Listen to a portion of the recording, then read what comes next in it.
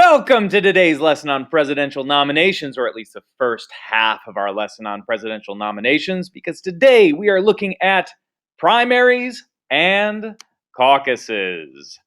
All right, so we have political parties, and they have to pick who their presidential candidates are going to be, but they don't get to just pick whoever they want. That's not the way it works. It was the way it worked, but it's not the way it works anymore. Now we have this system where we have this big, huge meeting called a national convention. And everybody at that national convention gets to have a vote on who the presidential candidate will be. But who gets to go to the national convention? Who gets to have one of these votes? Well, we have this whole special system in place to choose those individuals, those delegates who go and cast their votes at the national convention. Those individuals, those delegates, are chosen through a process that gets its start with the presidential primaries and caucuses. So that is where we are going with today's lesson. So, presidential primary. What is a presidential primary? Well, the most popular method for choosing delegates to this national convention, this big meeting to pick the president, is a primary election. And in these elections, voters, that is, anybody who's 18 or older who is registered to vote and lives in that area, lives in the United States or has U.S. citizenship, gets to cast this vote within their political party. Now, the primary election method, where we cast a vote, is the favorite one. It's chosen by 37 of the states. So in 37 states, we have a presidential primary. Now, this wasn't the original method for doing this. This isn't how candidates were selected at first. It was chosen as the new method for doing it because of the corruptions of the old caucus convention systems. People thought that they were too easy to corrupt and would interfere with democracy. So 1905 rolls around and Wisconsin says, you know what? We're done with this old corrupt system where a small group of people meet at a small meeting and they choose who their candidate will be. We're going to have a public election. And it was so popular, people of Wisconsin loved it so much. By 1916, just 11 years later, over half the states in the United States was using the presidential primary system or the primary system. It was wildly popular and wildly successful. Now, today, we have primary elections where each state runs it a little bit differently because states have authority over how they run elections. It's something that they get to do. And each state gets to decide through this primary election how they'll send their delegates to the national convention. Now, not only are primaries run differently, they also occur at different times. So we have this long, drawn-out primary system, usually lasts 5 or more months, can dribble into the summer a little bit. But an interesting thing is that New Hampshire is always first. New Hampshire always has the first primary of the country, which many people consider to be fairly undemocratic. This is a very white, very rural, northern state, not very representative of the country as a whole. But it has had this position, it has had it for a long time, and then others will follow. Now, something else that's true in most cases is something that's called proportional representation. Winner-take-all primaries are banned by the Democratic Party. Democratic Party does not allow you to have a winner-take-all primary.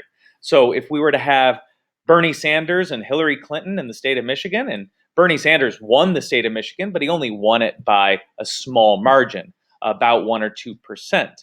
That doesn't mean that he won more than Hillary Clinton so that he got all of Michigan's representation. Democratic Party has banned that. They got proportional representation.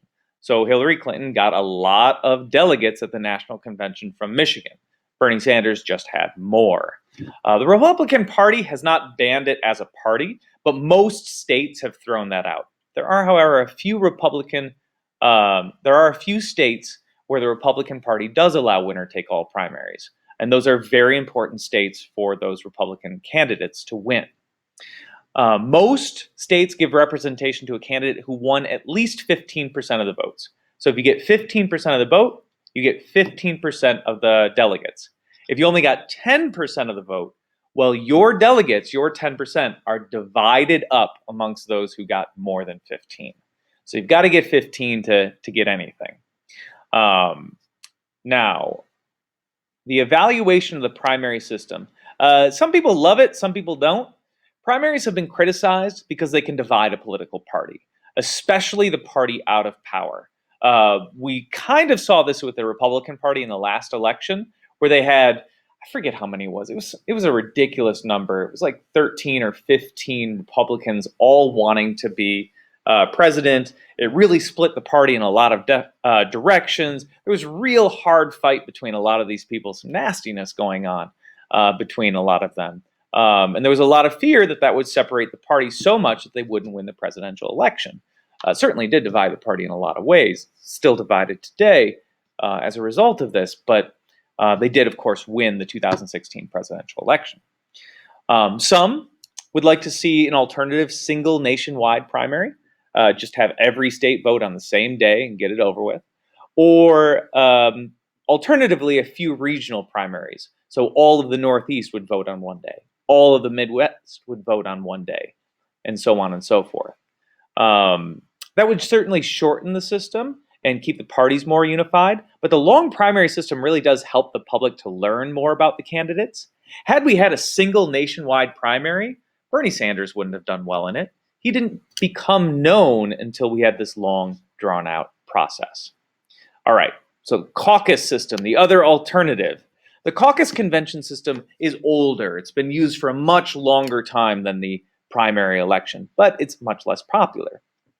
It's being used currently in less than 1/4 of all delegate selections, so not a lot come from the caucus.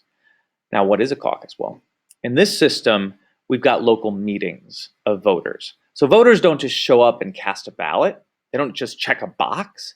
They have to go to a meeting called a caucus. And at this caucus, people discuss, people debate, people argue over which candidate really is the best candidate. And at that caucus, they're going to choose delegates. They'll choose a number of people to go on to a state or a district convention, big meeting within a state or a district, that will then again have more arguments and more debates and push for candidates again. And then they, at a state level, will choose national convention delegates. So caucus is much more engaged. It's much more active. You have to participate in a discussion to really have your voice heard. Whereas primaries are easy. You just show up and check a box. But caucus takes a lot more time, takes a lot more energy, and you have to be more knowledgeable about what's going on. So why the change? Well, the caucus convention system was less popular because it was easier to corrupt. You could have people at these meetings literally buying votes and buying influence with people. When voters gathered in this caucus, it just became too easy to perhaps influence people right there on the spot to vote in a certain way. Now, that being said, they are still used in many states, most famously including Iowa. Iowa is actually the first presidential contest in the country. New Hampshire has the first primary, but there's one caucus that comes before them, and that is the Iowa caucus, which is always before the New Hampshire primary. So that is the caucus and primary system. We're going to get into convention in the second half of the lesson, but that is all for today. I hope you learned something. Farewell.